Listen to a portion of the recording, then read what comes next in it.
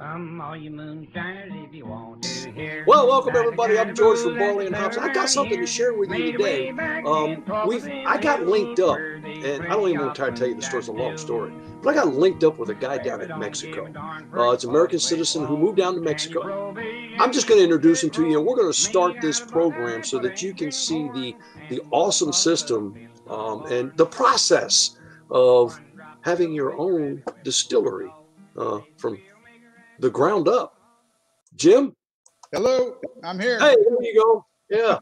Hey, listen, we've got, there are so many questions to answer. And for those who are just tuning in now and watching, I want everybody to know that, you can always, there we go. I'm gonna put that on the bottom just to follow Jim. He's got a YouTube channel. It's H2O as in zero, right? Yes, that's correct. JNKY, like water junkie. That's right. Yeah, don't type in water junkie. H20JNKY. Yeah, that's right. Follow his trials and tribulations as he goes through the process. Man, what's it like down in Mexico? It's hotter than a 6-foot pistol most of the time. It's I live in an island in the Gulf of Mexico, Ciudad del Carmen, and it's on the west side of the Yucatan Peninsula, and it's averages about 84 degrees year round and 100% humidity. Rains a lot. I'm a mountain guy from Carson City, Nevada, where the air is dry and you have all 4 seasons. And I'm not like you right now, though, freezing your rear end off in Texas. Yeah, down here in Texas, who would have imagined that Texas would get as cold as it has gotten in the past? Oh, that's crazy. Matter of fact, we just got power back. My heart goes out. We still have thousands of people that are without power, and I feel for them because we went through that for about 3 days. And when things that we learned through the distilling process, the transfer of thermal energy. Oh, absolutely. It always looks for a balance. So when the inside of your house is the same temperature as the outside of your house, you have achieved what we call thermal balance. And let me tell you, it's not comfortable. Oh, I can only imagine. But it is nice down here. And I've been down here for 4.5 years. And my Spanish is somewhat understandable to the locals. I think they know me as Jim, Don Jimmy, and they can understand Jim's Spanish. Okay. My wife is Mexican and she's from here, so. Yeah, well, that's like when I spent 17 years in Germany, and I got fairly fluent with German, but it was George's German, so right. There was a whole lot of repeating, going on and stuff like that. But it was. And of course, it always got better. The more you drink, the better your language gets. Absolutely. Yes. I've always said that too. I said, you drink enough liquor, man, you lose control of the English language. Easy. Oh, it's a social lubricant, Exactly. It's a international language. Yeah, exactly. And whoever you're with kind of picks up on the same language you're talking anyway. So absolutely. Tend to coalesce there somewhere. Hey, listen, I don't want to spend all the time doing that. And people want to know, I'm looking over your right shoulder, and you've got that's a 6-inch column with all those bubble plates on. That's right. Tell us briefly, how did you get, what was the instigation of you starting a distillery there? I know that you've got a place in Carson City, and please tap in on that too, because you told me that you went through this process a little backwards as opposed to some people may do. So what do we got? Yeah, so I've been in the restaurant business for the better part of 14 years. When we moved down from Carson City down to Ciudad del Carmen down here 4.5 years ago, I was kind of trying to figure out my place down here. We operate and manage several hotels down here. And I started getting into, trying to find a hobby down here. And, obviously down here in Mexico, it's a little harder to do things. And of course, my language, there's some language barriers there. And I wasn't really too thrilled about being in the hotels. And my first year down here, I decided I've owned breweries in the past before. At this time, I had 2 of them before. I've sold them.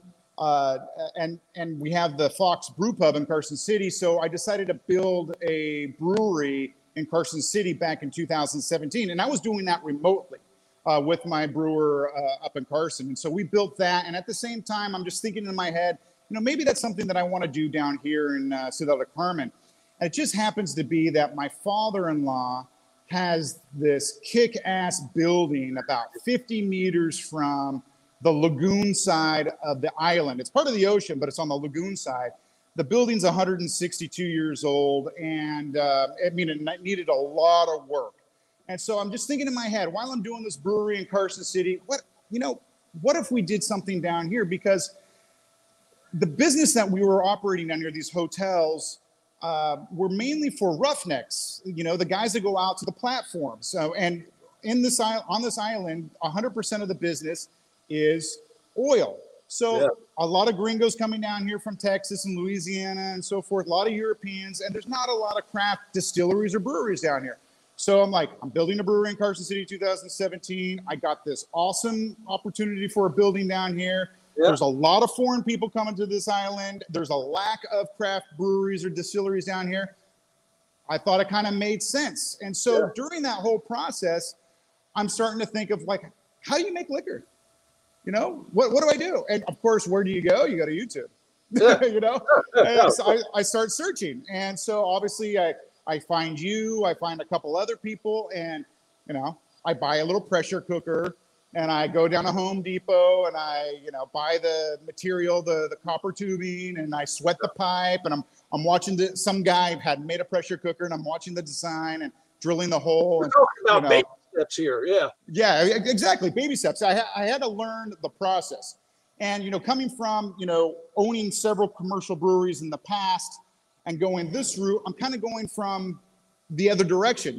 Most home brewers will step up and go, they've been home brewing for several years or home distilling, and then they go to a brewery and distillery. I'm kind of going in the opposite direction. And it's kind of nice because I've always hired brewers or distillers to do, to fabricate the product. And so this kind of gives me a different perspective, and it kind of puts me in their shoes.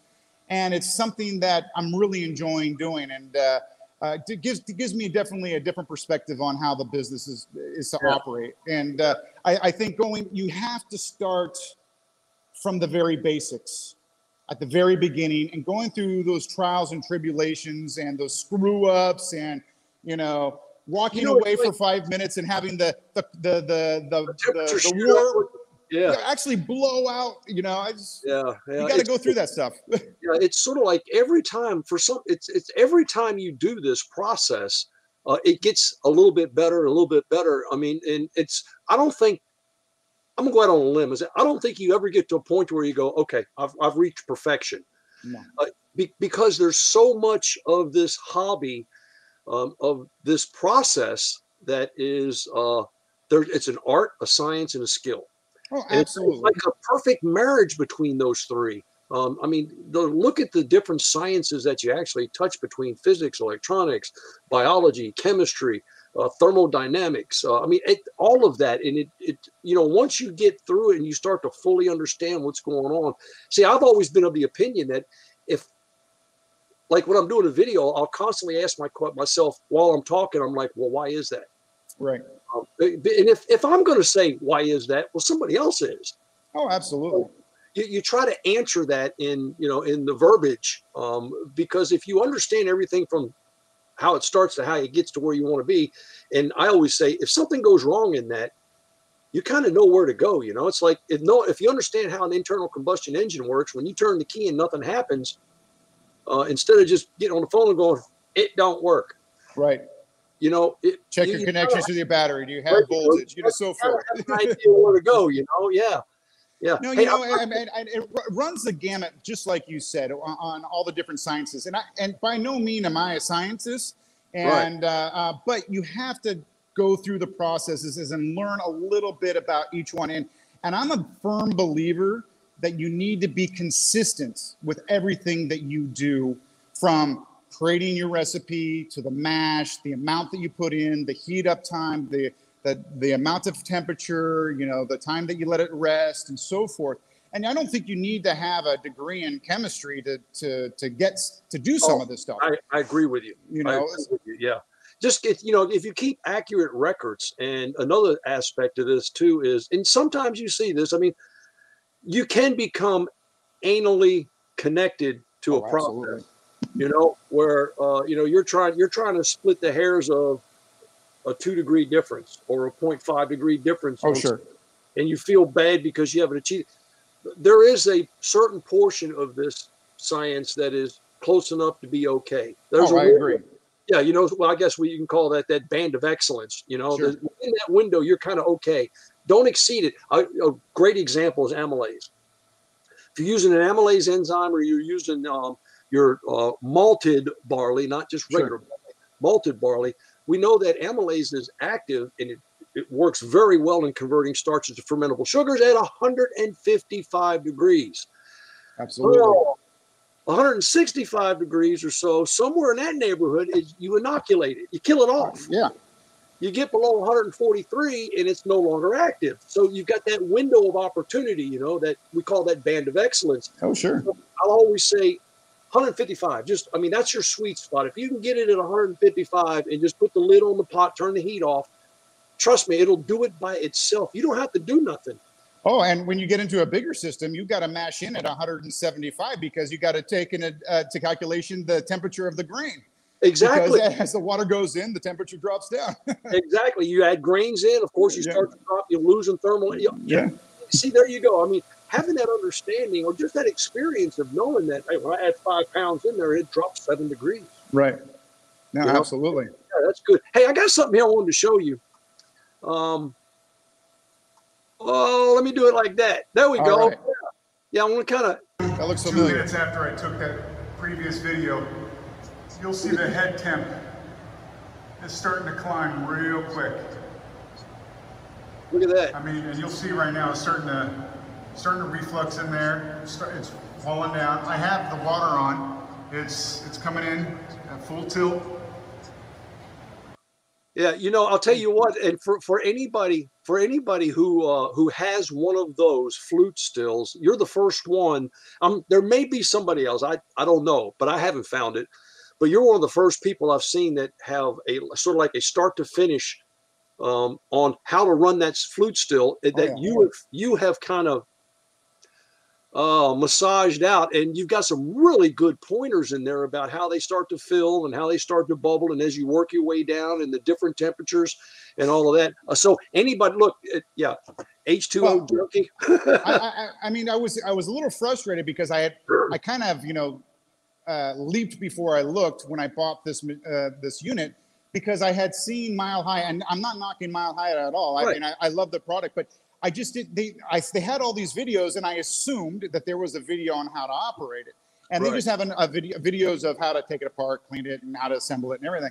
And so of course I start searching everywhere on the internet for a similar type of setup as that, and I couldn't find it. There'd be like 30 seconds of somebody showing, like the reflux, and I'm like, well, that's great.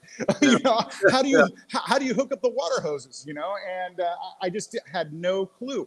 So it was really a great job. Yeah, you did a great job putting that video together. Oh, And for those who have a hard time with their audio, I mean, look, you're shooting that thing with a cell phone. Yeah. It's priceless. I just bought a microphone setup, and it'll be here next week. So hopefully it will be better. Oh, cool. Yeah, really good job. As a matter of fact, this is I'm going to add this so people can see this. This is actually you were describing the.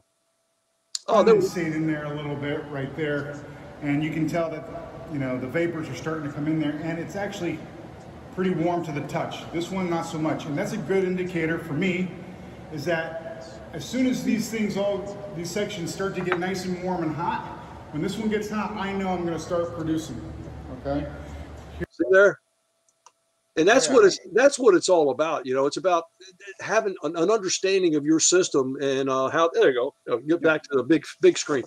How that works. So I understand that you initially started off making hand sanitizer down there. Yeah. Well, I mean, I had the small batches in the house, and I made some whiskey, and I made some vodka and gin and whatever. But when I bought this thing, it literally came I want to say in February of 2020. Yeah. And of course the pandemic hit. Oh, and so we're operating the hotels down here. And of course you need to have hand sanitizer, and it disappeared from the shelves. And of course, the only amounts same in the US, right? So, and we're down here in a pretty remote area, and it was very difficult to get any type of hand sanitizer or anything. Yeah. So I was talking to my wife, who is the general manager of the hotels, and she's like, "Well, what do we do?" I'm like, well, "I think I can make it here." And so I started watching your videos. I watched, I forget his name, from Still It, and then and then I went to the WHO's organization and World Health Organization, got the recipe, and I'm like, let's do it. So I put a 200 liter bag, or put 200 liters of water in, or like 175, and then I put a 50 kilo bag of sugar into it. Got to, what is it, starting gravity 1.090 or something like that. I didn't want to go any higher or anything. You know. Put the yeast. I got some fermentus. I can't remember the yeast number, but I got a good yield. I got about 11.5, 12% alcohol. Threw it in the tank, and I was getting. And of course, I didn't mention this on my video, but the water is 86 degrees, and the hydrometer is calculated at 60, so it wasn't really 98%. It was like 94, 93. Right. So look, we're going to give you a buy on that one. I do it all the time. You know, I was like, look at this. You know, I said, but of course, you know. And then again, see, that's where I get into the point about, you know, splitting hairs, you know, sometimes. Right. And I actually have had people write in and go, George, it was actually 94.2. I was like, okay, got it. Right. Yeah. So I was making it, and I was getting about 5 gallons, maybe 4.75 gallons of 95% alcohol content. And, and I wasn't worried about taking heads and foreshots off. I mean, I was trying to take the methanol, whatever. I mean, there was not much in that at all. Right. And I wasn't worried about tails because I was refluxing at the end, trying to get as much as possible. So it didn't smell all that great. I mean, I would take samples off at the heart stage to see, and it tasted good. I mean, it tasted sweet because it was a sugar wash. But I mean, that wasn't my main focus. And so about a 5 gallon batch would give me basically close to 40 liters of WHO recipe hand sanitizer. And so, I mean, I would just do that on a regular basis since March. Wow. And I probably made about 1,000 liters worth of hand sanitizer for the hotels. Yeah. And about, as I was saying before off camera, about a month and a half ago, we finally got enough hand sanitizer in to cover, so I don't have to do that again. And thank God, I don't want to be making any more hand sanitizer. Yeah. Now you're into the more finer arts and that's finer portions of making the elixir of life. You know. That's right. Yeah, I saw you also got a video up too. I watched that, as a matter of fact, this morning about barrel aging using barrels. And for those of you out there looking for another good video on barrel aging, Jim's done a great job putting that together. There's just a lot of information within the discussion, and I mean it's not that long. No, 5 minutes. I think 5 minutes and 30 seconds. So, but there's a lot of great information in there. One thing is about maturation time versus the size of the barrel, you even tested it with a little water bottle because you didn't have a glass. I had no glassware. Yeah. No, I mean, and I apologize. I mean, you can see the walls are black here. I've done a lot since those videos, and so as soon as I started getting a little bit more traction, I was a little apprehensive about posting that video, and I said, "What the hell?" I posted that video, and but it's interesting, and a lot of that stuff I've learned from you, and me, searching the internet about, is this legit? Is it not legit? Is it, can I age a 20-liter barrel of whiskey for a year and will it turn out good? Or is the charts say, 4 months and we just leave it at that, Right. Yeah. Trial and error. The only challenge, the only thing I can offer is that the challenge in extended aging, if you don't have a climate controlled environment, is which, and you already indicated about that. You talked about the angel share, right? And you may lose up to 7 or 10% of the volume, and that's not unusual in some large, you look like a great big barrel, 55-gallon barrel. These big wooden barrels, big kegs, and that much loss that's a pretty substantial loss. But what's left over is priceless. I mean, it's fantastic. You can almost name your price for it, but there's so much you can do to it. I had a jug here that I had my son-in-law come in, and we were doing some whiteboard stuff. Okay. I like to get out here with friends, and come up with an idea. We just got this huge whiteboard that you've seen on some of the videos, and we'll start talking and drawing, and problem, potential solution, this solution has this problem, you know, and we start to try to resolve these issues. Sometimes we get there. Most of the time we don't. Yeah, you know, and I had my aged Saddleman's cut that we were sipping on at the same time. And, Oh, okay, well, yeah, we wound up speaking Klingon. You know, kind of diverts off. Yeah, kind of diverts off. You know, and man, I went back and looked at the whiteboard after it was on. You know, the next day I was like, oh no, where the hell we were. But we had those are good times. Those are good times. We had a good time doing it. Yeah. And matter of fact, I had forgotten too that I hadn't cut that down. It was still 105 proof, but it was so smooth we didn't notice it. Oh yeah. Well, you see, if anybody watches that video, you'll see I took a swig of it and it was 120 or 125 proof, and I felt it. Yeah. Oh, I'll bet. Yeah. It does take a whole lot. So, what's the plans for the near future? Anything happening? Well, if you guys watch those other videos, you'll see that it's kind of barren in here, and I've done a lot to the brewery since then, and we're doing this on a budget. I mean, total do-it-yourself. I had put a large deposit on a new brewery system, and it's I just don't have the cash flow right now to finish the payment on it because of the pandemic.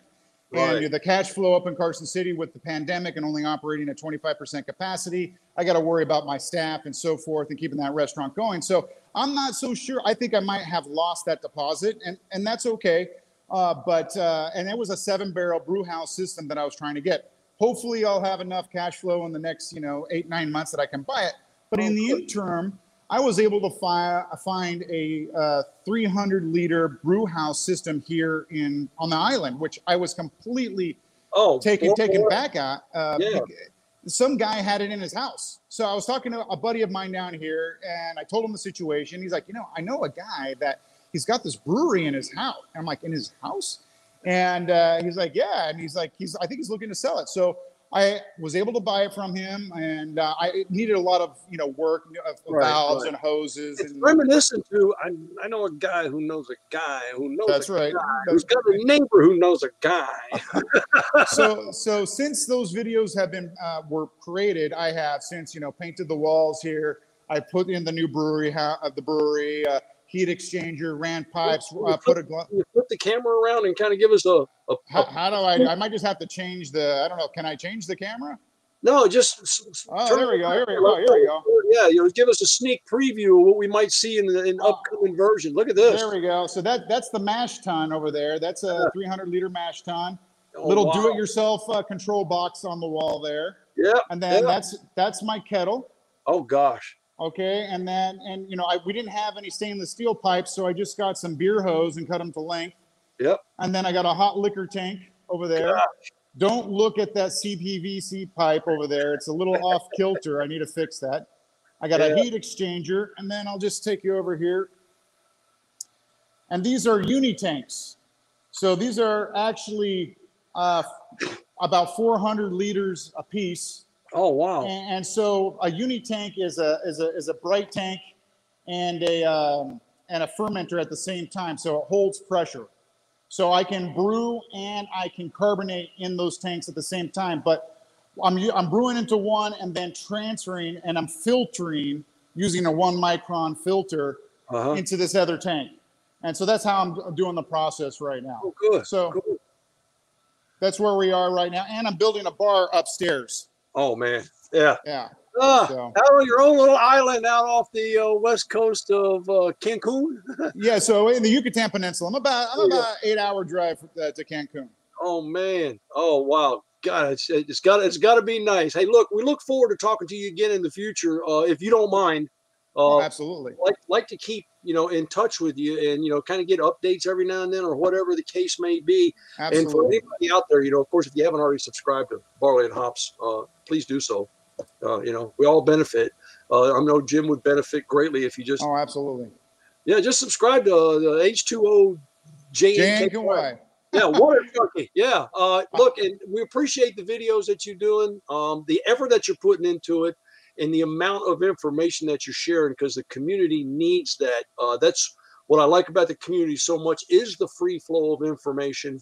And it costs everybody absolutely nothing. Absolutely. Like or dislike, it doesn't matter to us. All we can do is shamelessly share. And like I always say, I used it on the last video, steal ideas shamelessly. Oh, So absolutely. you see somebody else doing something and it's working, man, steal it. Give them credit, but steal it. Yeah. Well, I really appreciate it, George. Thank you very much for having me on. Not a problem, man. You take care, my friend, and I'll talk to you sometime here in the next couple of weeks. How's that? Sounds good. All right. All right. Sounds good. Sounds good, my friend. You Take be care. good. You too.